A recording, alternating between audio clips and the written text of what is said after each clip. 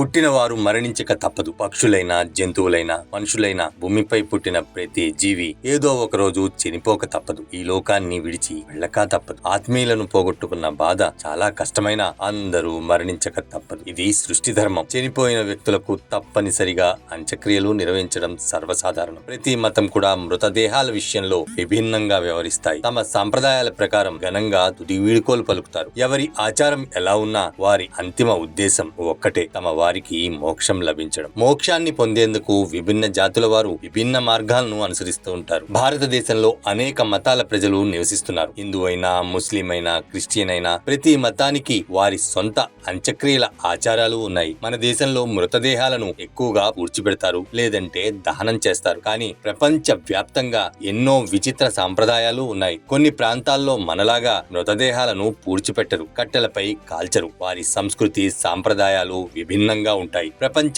వ్యాప్తంగా అంత్యక్రియల ఆచారాలు చాలా విచిత్రంగా ఉండే జాతులు, తెగల గురించి ఇప్పుడు తెలుసుకుందాం. టిబెట్, మంగోలియాలో ఓ వింత ఆచారం ఉంది. వారి ఆచారం ప్రకారం చనిపోయిన వారి మృతదేహాలను కాల్చరు, అలాగే పూడ్చిపెట్టరు. స్కై బరియల్ చేస్తారు. స్కై బరియల్ అంటే చనిపోయిన వారి శరీరాన్ని చిన్న చిన్న ముక్కలుగా చేసి పర్వతం పైన లేదంటే చెట్లపై వేలాడదీస్తారు. ఇలా చేయడం వల్ల వారి ఆత్మ త్వరగా స్వర్గద్వారాలకు చేరుతుందని ఇక్కడి ప్రజలు నమ్ముతారు. మడ్గాస్కర్ లో మరో వింత ఆచారం ఉంది. అది మనకు వింత ఆచారం కావచ్చు, కానీ వారికి మాత్రం అది ఆచారం. దీనినే ఫాబ్డిహానా అంటారు. ఈ పద్ధతి ముఖ్యంగా మలగసి ప్రజలు అనుసరిస్తూ ఉంటారు. వారి ఆచారం ప్రకారం చనిపోయిన వ్యక్తి శరీరాన్ని సమాధి చేస్తారు. తర్వాత కొన్ని రోజులకు ఆ మృతదేహాన్ని సమాధి నుంచి బయటికి తీసి స్నానం చేయించి శుభ్రమైన దుస్తులు వేస్తారు. అనంతరం కుటుంబ సభ్యులు, బంధువులంతా మృతదేహం చుట్టూ చేరి డాన్స్ చేస్తారు. నృత్య కార్యక్రమాలు ముగిసిన తరువాత మృతదేహాన్ని మళ్లీ పాతి పెడతారు. ఆ తంతు ముగిసిన తరువాత చనిపోయిన వారు స్వర్గానికి వెళ్తారని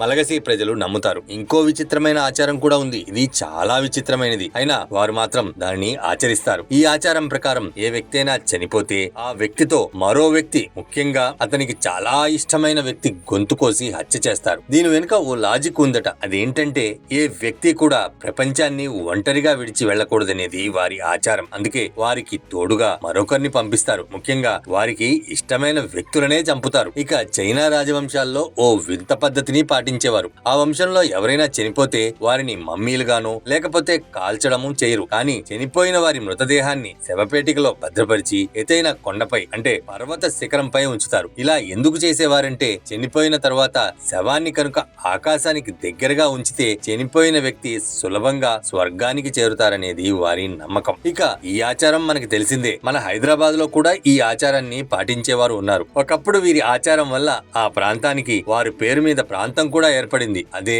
పార్సీ గుట్ట. ఒకప్పుడు నగరానికి చాలా దూరంగా విసిరేసినట్టు ఉండే ఈ ప్రాంతం ఇప్పుడు సిటీకి మధ్యలోకి వచ్చేసిందనే చెప్పాలి. ఆనాడు ఆ గుట్ట తప్ప వేరే నివాస గృహాలు ఉండేవి కావు, కానీ ఇప్పుడు ఆ ప్రాంతం అంతా కూడా నివాసాలు, పెద్ద పెద్ద అపార్ట్మెంట్లే. ఇంతకీ వారి ఆచారం ఏంటి అంటారా? అక్కడికే వస్తున్నా. ఇప్పటికీ కూడా పార్సీ సమాజాల్లోని ప్రజలు ఈ పద్ధతిని పాటిస్తున్నారు. వారి సముదాయంలో ఎవరైనా మరణిస్తే ఆ మృతదేహానికి స్నానం చేయించి తమ ప్రార్థనా స్థలం వద్ద విసిరేస్తారు. ఆ తర్వాత రాబందులు వచ్చి శవాన్ని పీక్కుతుంటాయి. ఒక వ్యక్తి మరణించిన తరువాత వారి ఆత్మ ఖచ్చితంగా తన శరీరాన్ని విడిచిపెట్టాలి. రాబందులు ఈ విషయంలో మానవులకు సహాయం చేస్తాయని వారి నమ్మకం. అందుకే పార్సీలు ఈ ఆచారాన్ని పాటిస్తారు. ఇన్ని ఆచారాలు ఉన్న అందరిది ఒక్కటే ఆలోచన, తమ వారు స్వర్గప్రాప్తి పొందాలని.